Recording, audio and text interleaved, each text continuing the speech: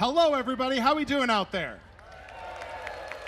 What an amazing crowd we have tonight.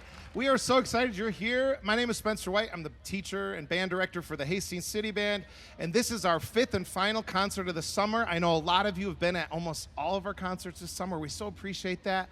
Some of you, this might be the first time you see us perform.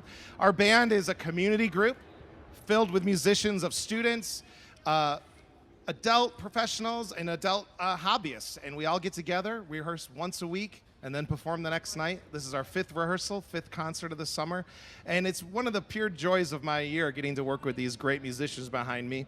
And we're so excited tonight to also be joined by another great ensemble in our area, the Lakewood Area Choral Society, ladies and gentlemen. Under the direction of Dr. Robert C. Oster. And this group has been preparing for this concert now for quite some time, and we're really excited to be sharing the stage with them tonight. If you come to our concerts regularly, this one's a little different. It's scripted. It's got a little bit more of a serious tone at times, and we bring in someone to help us bring us through that concert, so I'm about to turn it over to them. We're so happy you're here. Sit back, enjoy the concert, and please welcome our narrator for tonight, Paul Ballinger.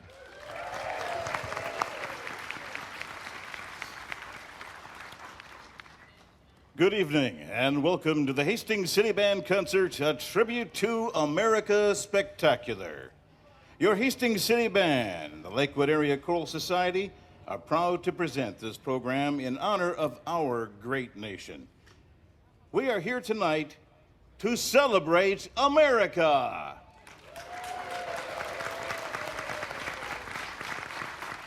Now, would you please rise? We ask gentlemen to remove their hats.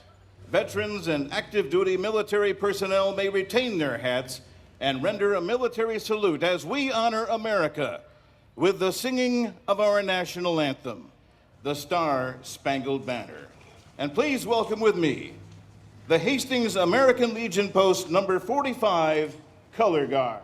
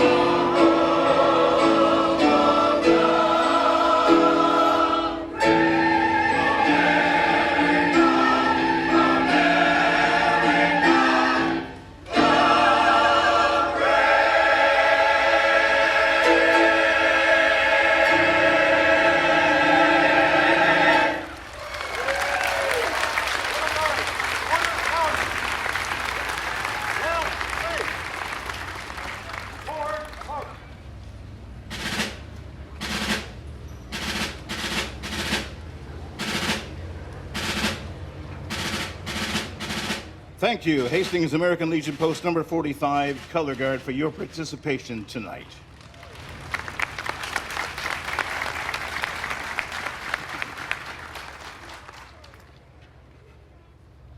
It was for the sake of freedom that our founding fathers gathered in 1776 at an event that would forever change the course of history. Independence had been debated for months, and the time had come to decide. The voting began, and the decision was unanimous. On July 4th, 1776, a new document was signed, which would stand forever as a partnership between the living, the dead, and the yet unborn. We call it the Declaration of Independence. We hold these truths to be self-evident, that all men are created equal, that they are endowed by their Creator with certain inalienable rights, that among these are life, liberty, and the pursuit of happiness. And for the support of this declaration, with a firm reliance on the protection of divine providence, we mutually pledge to each other our lives, our fortunes, and our sacred honor.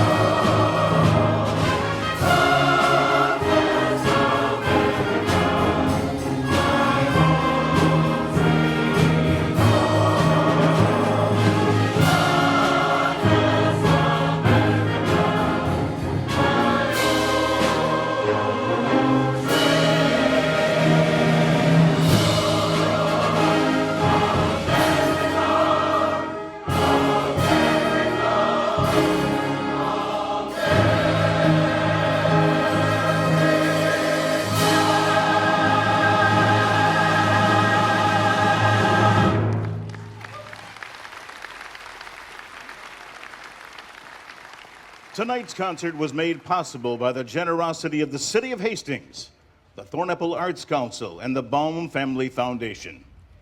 In addition, we are thankful for all the sponsors of Hastings Live. They are listed in the Hastings Live brochure.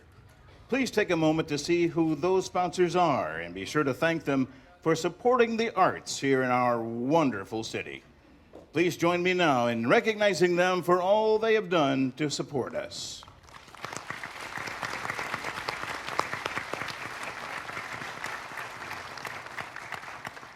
We also want to take a moment to celebrate this wonderful facility.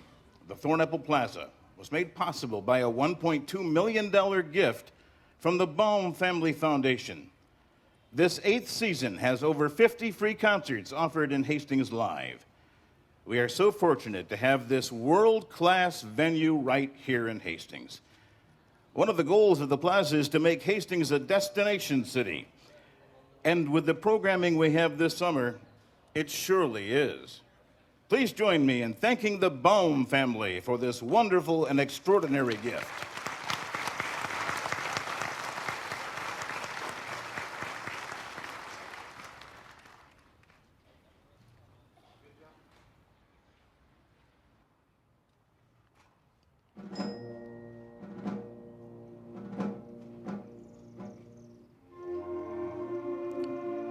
Born in a Kentucky log cabin on February 12, 1809, raised in the backwoods of Indiana, Abraham Lincoln moved to his adopted state of Illinois at the age of 21. This self-educated businessman, lawyer, state legislator, and United States congressman endured 2 failed attempts to become a member of the United States Senate before being elected to the highest office in 1860 as the 16th President of the United States. Known as the Great Emancipator, Lincoln championed the cause for equal rights amongst all people during the time of our country's greatest conflict, the Civil War.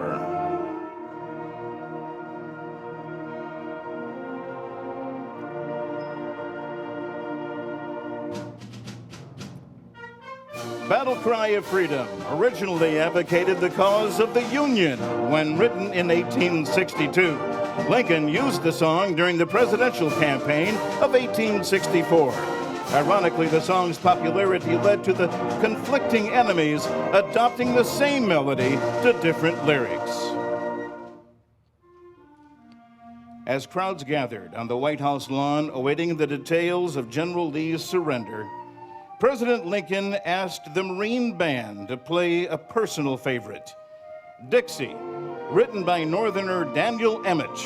The song many associated with the Southern cause became a gesture of conciliation from the great unifier. The Civil War was the most devastating war in American history. In many aspects, it split us apart. Yet in the end, we were able to come together as one nation. Listen closely to the words of Abraham Lincoln, quoting, "Let North and South, let all Americans, let all lovers of liberty everywhere join in the great and good work. If we do this, we shall not have only saved the Union, but we shall have saved it as to make it and keep it forever worthy of the saving. We shall have so saved it that the succeeding millions of free, happy people the world over shall rise up and call us blessed to the latest generations."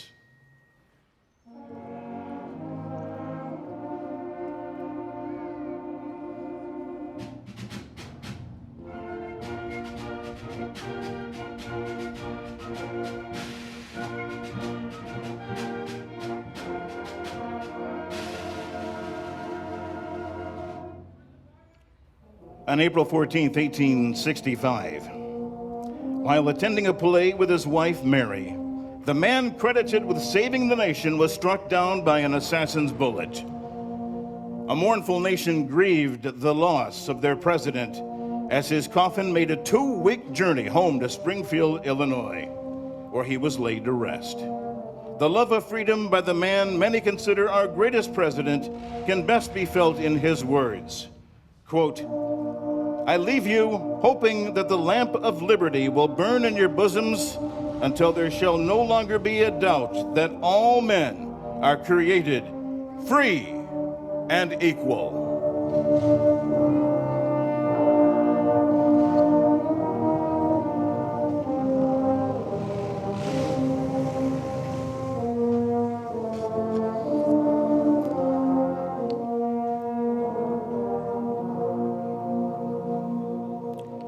With malice toward none, with charity for all, with firmness in the right, as God gives us to see the right. Let us strive to finish the work we are in, to bind up the nation's wounds, to care for him who shall have borne the battle, and for his widow, his orphan, to do all which may achieve and cherish, and just a lasting peace among ourselves and with all nations.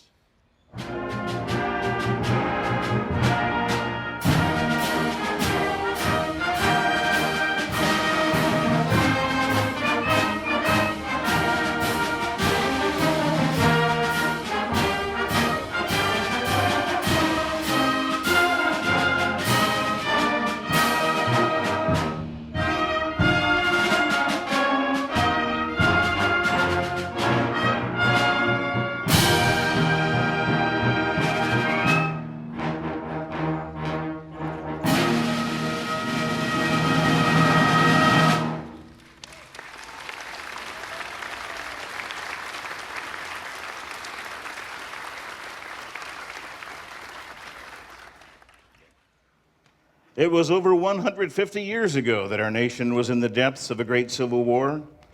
Travel back in time with me all the way to 1863. Having concentrated his army around the small town of Gettysburg, Pennsylvania, General Robert E. Lee awaited the approach of Union General George G. Meade's forces. On July 1, early Union successes faltered as Confederates pushed back against the Iron Brigade and exploited a weak Federal line at Barlow's Knoll. The following day saw Lee strike the Union flanks, leading to a heavy battle at Devil's Den, Little Round Top, the Wheatfield, Peach Orchard, Culp's Hill, and East Cemetery Hill. Southerners captured Devil's Den and the Peach Orchard, but ultimately failed to dislodge the Union defenders. On the final day, July 3rd, fighting raged at Culp's Hill, with the Union regaining its lost ground. After being cut down by a massive artillery bombardment in the afternoon, Lee attacked the Union's center on Cemetery Ridge and was repulsed in what is now known as Pickett's Charge. Lee's second invasion of the North had failed and had resulted in heavy casualties. An estimated 51,000 soldiers were killed, wounded, captured, or listed as missing after this battle. Gettysburg. There were two speeches given in remembrance of Gettysburg. The first, given by Edward Everett, was over 13,000 words and lasted 2 hours. Shortly after Everett's well-received remarks, Lincoln spoke for only a few moments. With a few appropriate remarks, he was able to summarize his view of the war in just 10 sentences.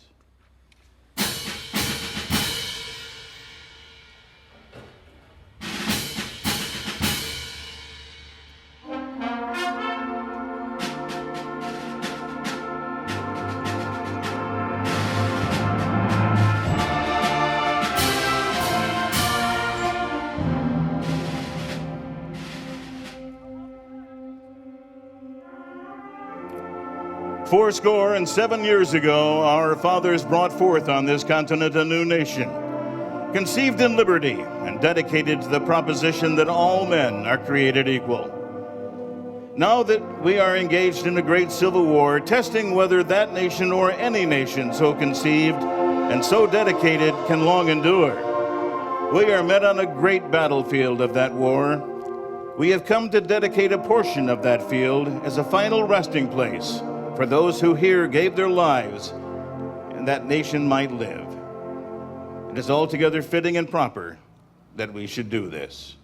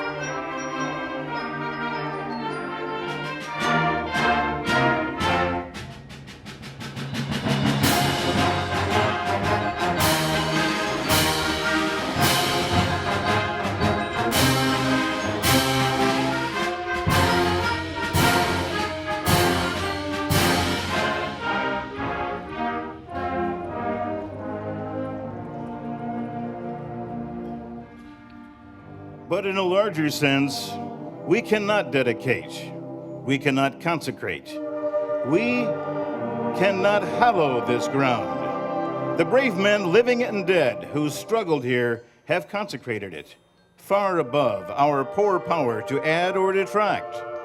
The world will little note nor long remember what we say here, but it can never forget what they did here. It is for us the living, rather, to be dedicated here to the unfinished work which they who fought here have thus far so nobly advanced. It is rather for us here to be dedicated to the great task remaining before us, that from these honored dead we take increased devotion to the cause for which they gave the last full measure of devotion, that we here highly resolve that these dead shall not have died in vain, that this nation, under God, shall have a new birth of freedom, and that government of the people, by the people, and for the people shall not perish from this earth.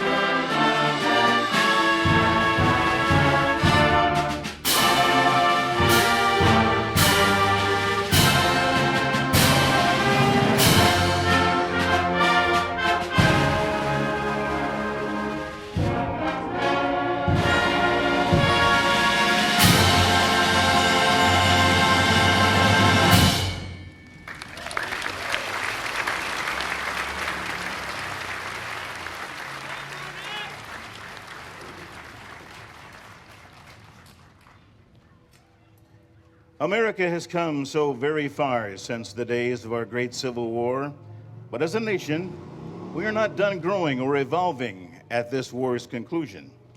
While slavery has been conquered, there was a long and difficult road of equality before us, the road that we're still traveling down. Our next selection will bring a part of this journey to the forefront. We Shall Overcome has its roots in African American hymns from the early 20th century and was first used as a protest song in 1945 when striking tobacco workers at Charleston, South Carolina sang it on their picket line. By the 1950s, the song had been discovered by the young activist of the African American Civil Rights Movement, and it quickly became the movement's unofficial anthem. Its verses were sung at protest marches, and sit-ins through the clouds of tear gas and under rows of police batons. And it brought courage and comfort to bruised, frightened activists as they awaited in jail cells. In the decades since, the song has circled the globe, has become embraced by civil rights and pro-democracy movements in dozens of countries around the world. On June 16, 1966, at the Zion Baptist Church in Los Angeles, Reverend Martin Luther King Jr. gave a simple, brief speech. It took as its theme the resonant line of the folk song that became central to the soundtrack of the civil rights movement in the United States. We shall overcome. But Dr. King does not just exhort the hopeful prediction of triumph. He explains why social justice is inevitable. Quote, "We shall overcome because the moral arc of the universe is long, but it bends towards justice," unquote. Now the City Band would like to pay tribute to the late Dr. King and all the civil rights champions, both living and dead, with a performance of We Shall Overcome.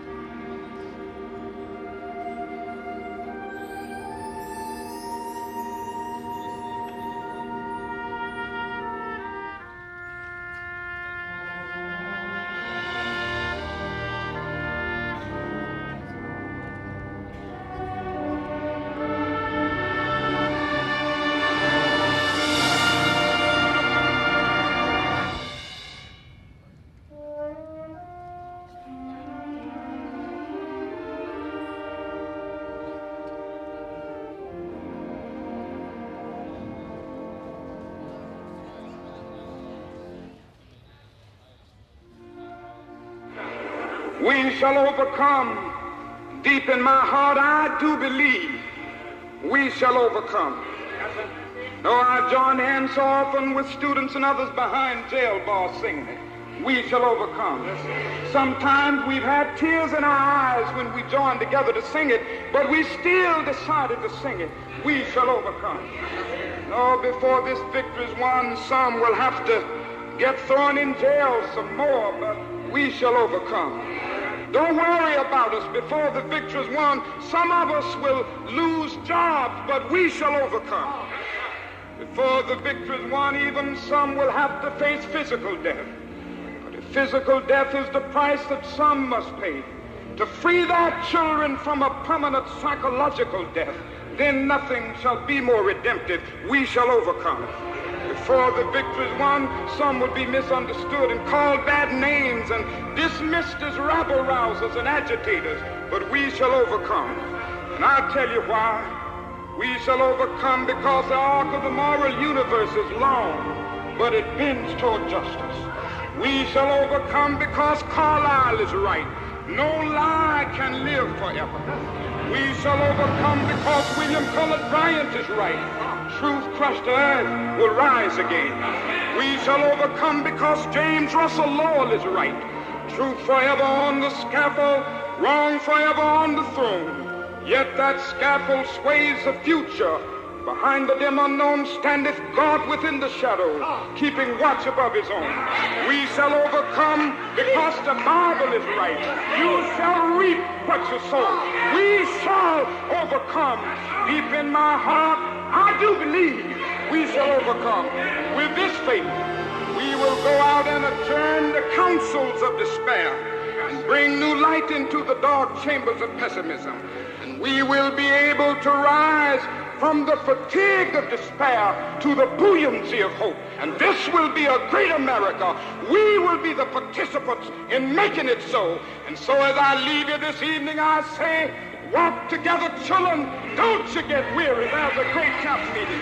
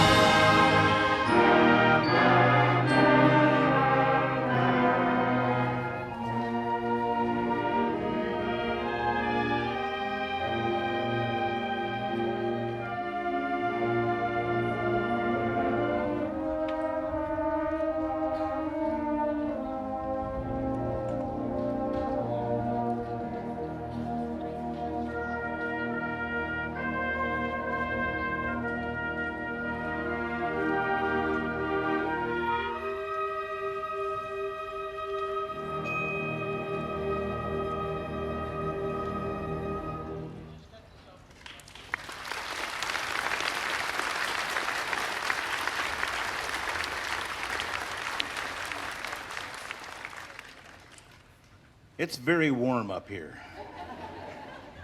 Let's have a nice impromptu round of applause for the band and the choir enduring this sunshine and heat. And it's time for my wardrobe change of hats. For the one with the bigger brim. Oh yeah, much better. This land I love, from sea to shining sea, is a tapestry woven with the threads of countless lives and stories and dreams. Each of us, in our own way, has contributed to the vibrant fabric of our nation. From the towering peaks of the Rockies to the rolling plains of the Midwest, from the bustling cities to the tranquil small towns, we are united by our shared love for this land. In this great nation, our differences are many, yet they pale in comparison to what binds us together.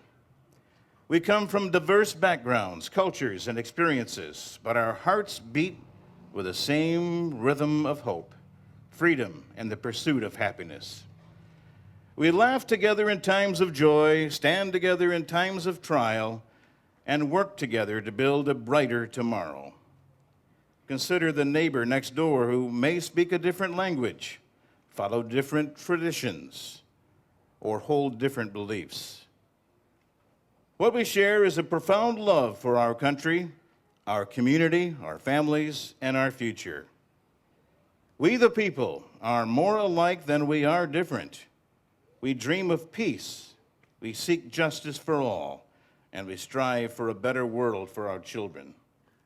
This land I love is your land and my land, a place where dreams come true and where we stand as one.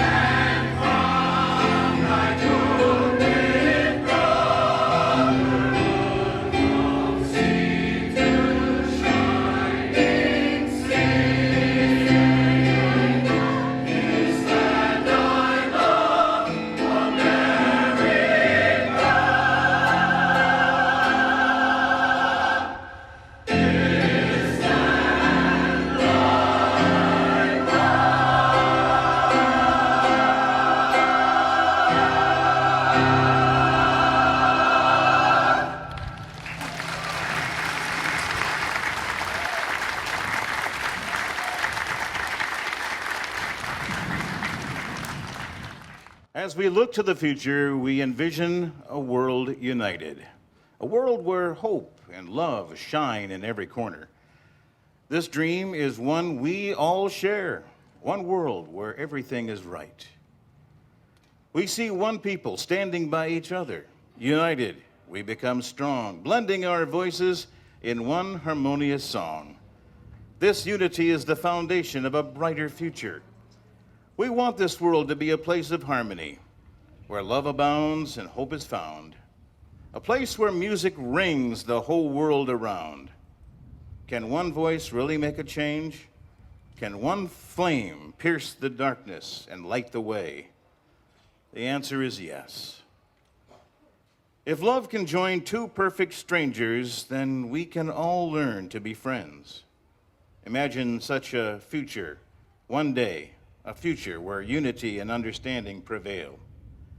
This vision of one world is not just a dream, it's a promise to work together and create a world where everyone can thrive.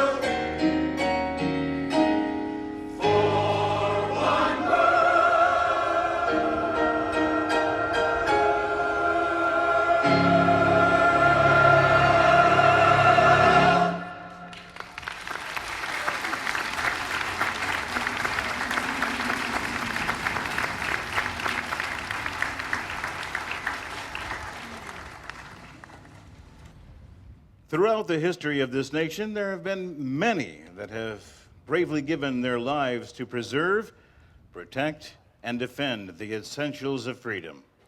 They are fellow citizens who died for the principles and values by which we should strive to live. They wore the uniforms of the military, firefighters, police, nurses, and doctors. They were construction workers, business people, civil servants, and volunteers, people from all walks of life who found themselves in the grip of crisis and rose to greatness. They are Americans. Let us take a moment to bow our head in silences to honor our fathers, mothers, husbands and wives, brothers and sisters, sons and daughters, our family, our neighbors, and friends who gave their last full measure of devotion. We remember, and we must never, never forget.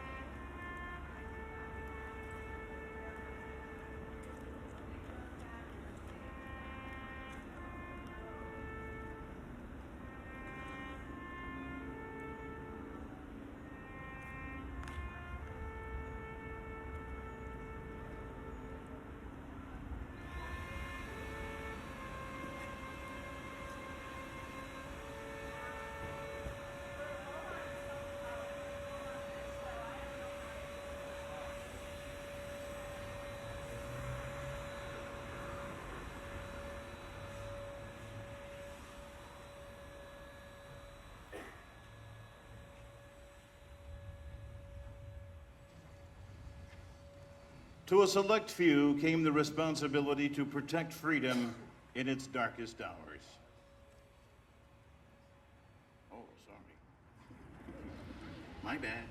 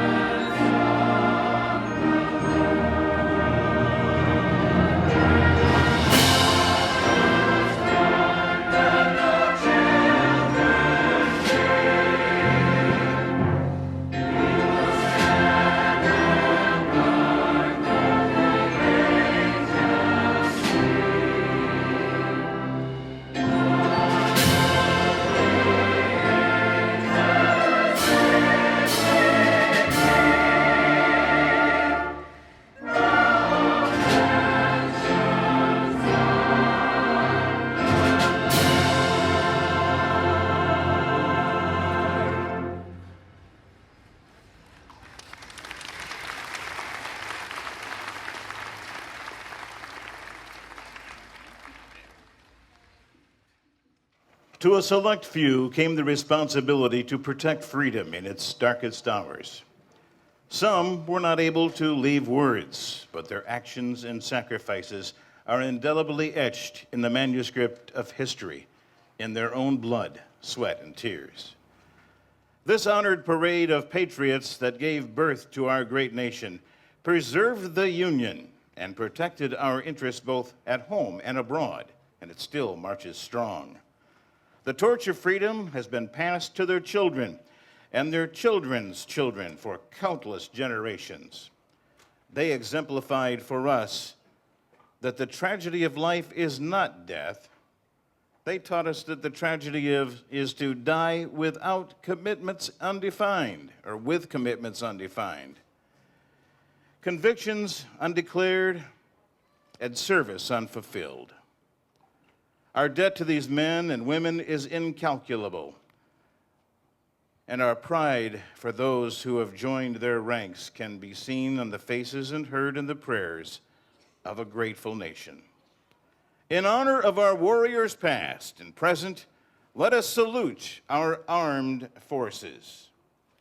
And now, if you have ever served or are currently serving in the armed forces, would you please stand when your branch is announced in our armed forces salute.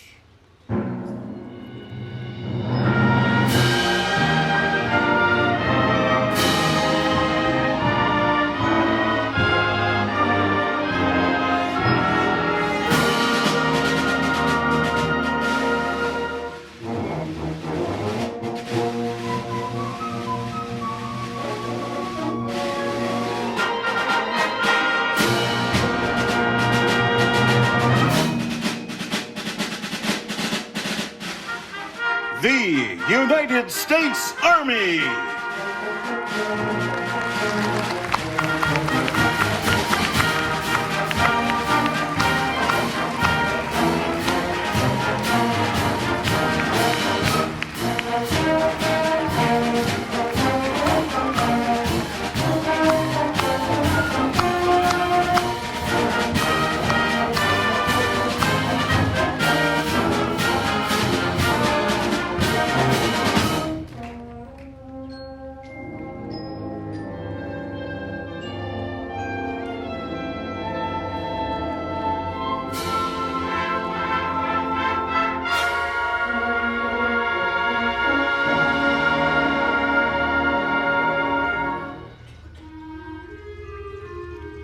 The United States Coast Guard.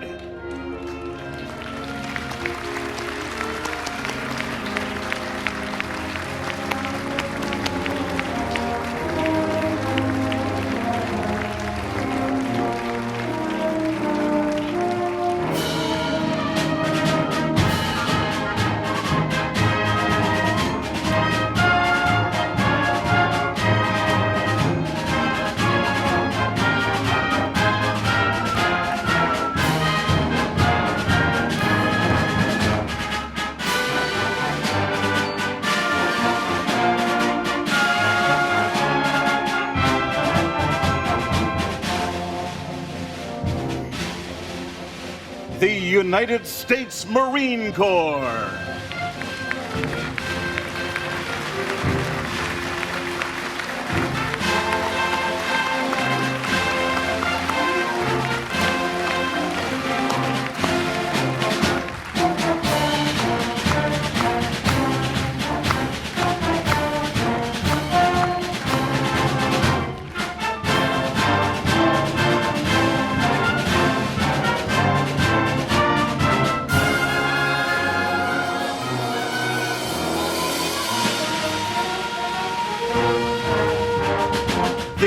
United States Air Force.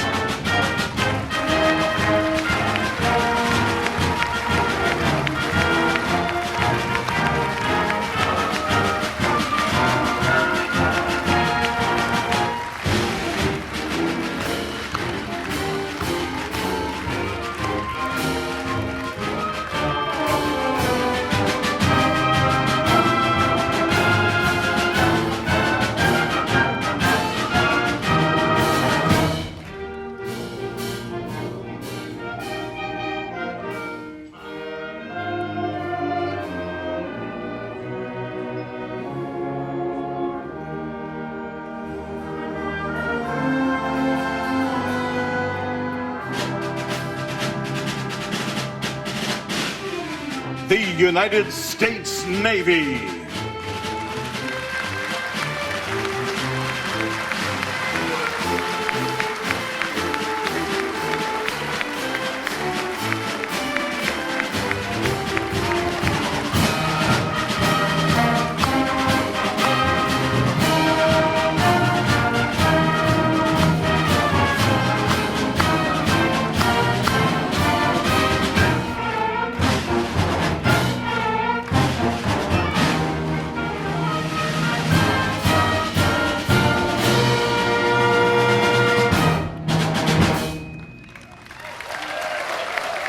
give one more round of applause to all of our American heroes.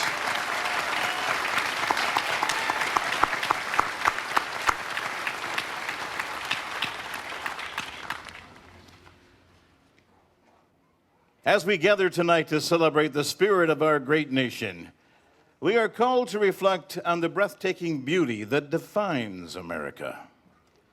This is a land blessed with unparalleled beauty, a land that inspires awe and reverence in all who behold it. It is a testament to the strength of our ancestors and the boundless potential of our future. This is America, a land where dreams are born and possibilities are endless. In this moment, we are reminded of the enduring values that unite us: the unwavering pursuit of liberty, the steadfast dedication to justice, and the profound commitment to unity. These values are the bedrock of our nation, the guiding stars that have led us through times of triumph and challenge alike. Tonight, we pay tribute to the splendor of our country and the spirit of its people. We honor the heroes who have fought valiantly to defend our freedoms, the visionaries who have dared to dream of a brighter tomorrow, and the everyday citizens who, in their own ways, contribute to the greatness of our nation.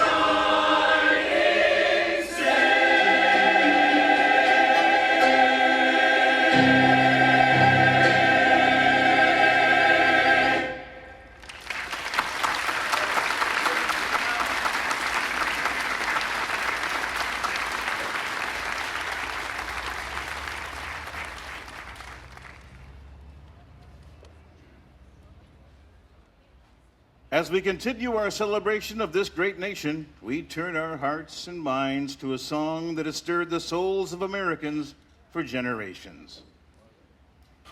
It is a hymn of perseverance, a testament of courage, and a beacon of hope. This is the battle hymn of the Republic. In times of trial and triumph, this powerful anthem has echoed through the annals of our history, calling forth the strength and resolve of a people united in its purpose. Its stirring melody and profound lyrics have uplifted the weary, emboldened the brave, and inspired all who yearn for justice and freedom. This hymn is more than just a song. It is a rallying cry that embodies the spirit of a nation forged in the crucible of conflict and tempered by the fires of determination. It speaks of the unyielding belief in our righteousness, of our cause, and the divine providence that guides our steps. This is the battle hymn of the Republic.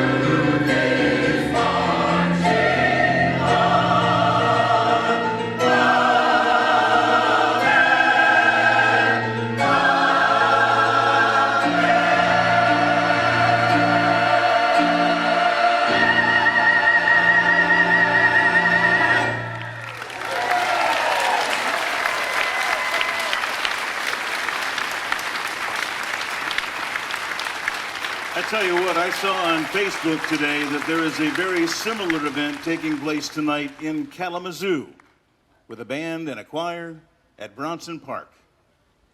I don't think Kalamazoo has anything on Hastings and Berry County.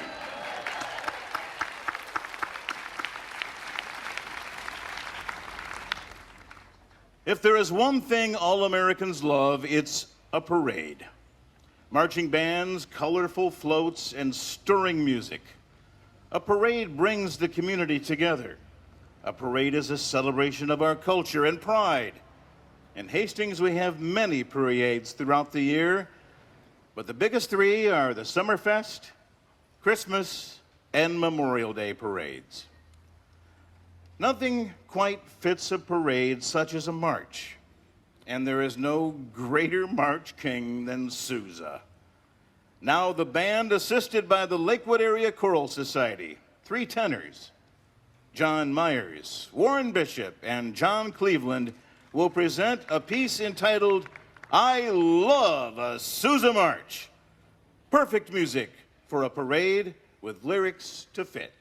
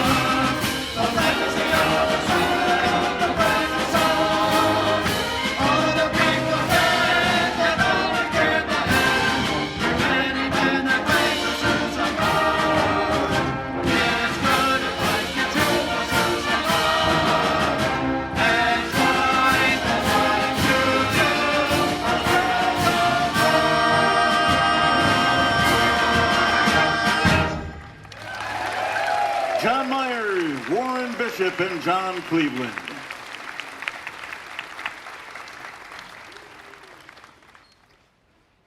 America. Just the mention of her name can stir the hearts of those who understand the unique blessings of living in this land, the land of the free and the home of the brave. This is a nation of unparalleled natural resources and unbounded beauty. It is also a nation inhabited by people unique in the chronicle of human history. From the great and ancient cultures who settled this land centuries before the Mayflower set sail, to the pilgrims who prayed for an exodus to a new world, to the patriots who dreamed of the land where freedom would reign, and to the teeming millions of refugees who claimed this land as their own and brought with them the unique beauty of their heritage, America. The great experiment in justice and freedom for all, a diverse people with a united goal, to be a nation of the people, by the people, and for the people.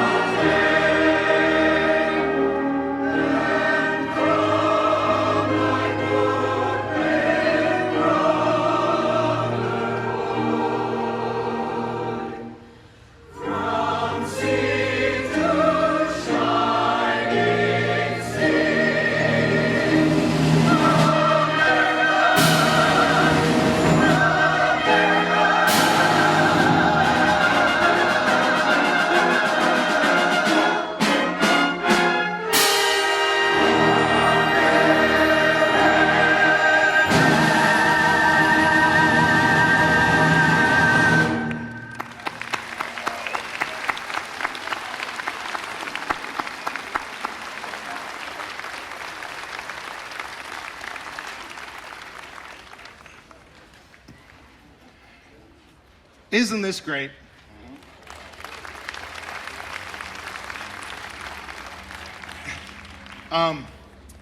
We started doing a tribute to America 10 years ago, and our very first one was still over on the courthouse lawn. Was anyone at that Tribute to America concert out here? And to see what it's become in 10 years just makes me very proud to be a member of this community and of these musical ensembles.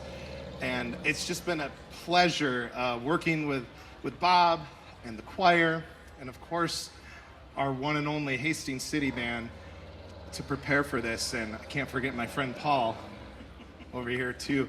Can we do a round of applause for Dr. Oster and Ethan Holmes on piano, Paul Ballinger, Steve Serra on sound,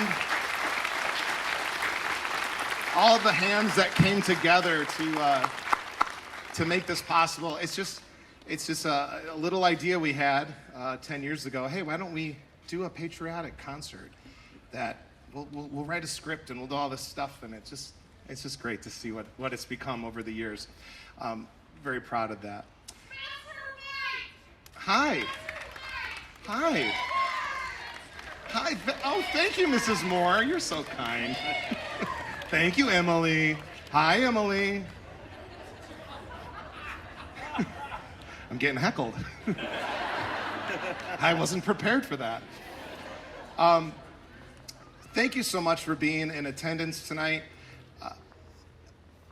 We have more in common than we have different. That's the only thing I want us to remember tonight. We have more in common with each other than we have different. And I hope we can walk away thinking about those things that unite us.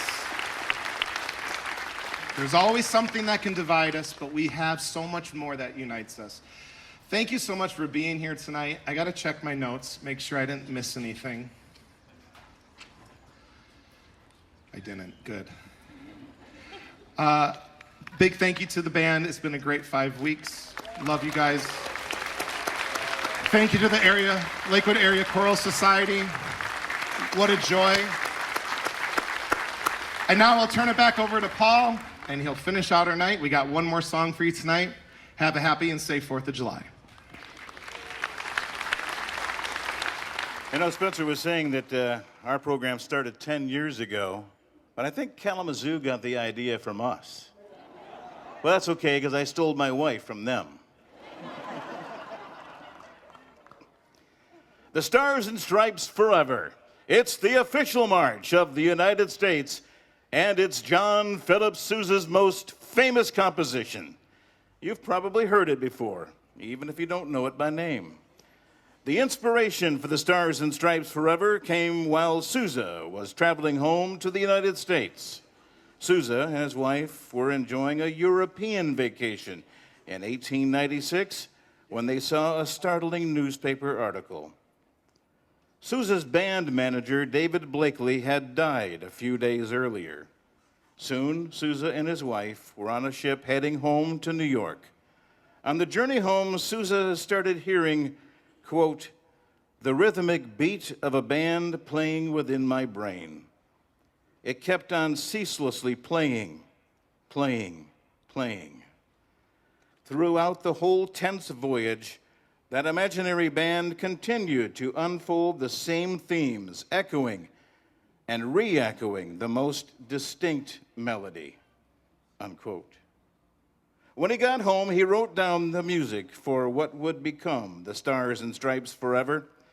Sousa said the song was about the feeling of coming home to America and how in a foreign country the sight of the Stars and Stripes seems the most glorious in the world. And it is in conclusion tonight that the Hastings City Band and the Lakewood Area Choral Society performs the most famous march of them all, our national march, the Stars and Stripes Forever.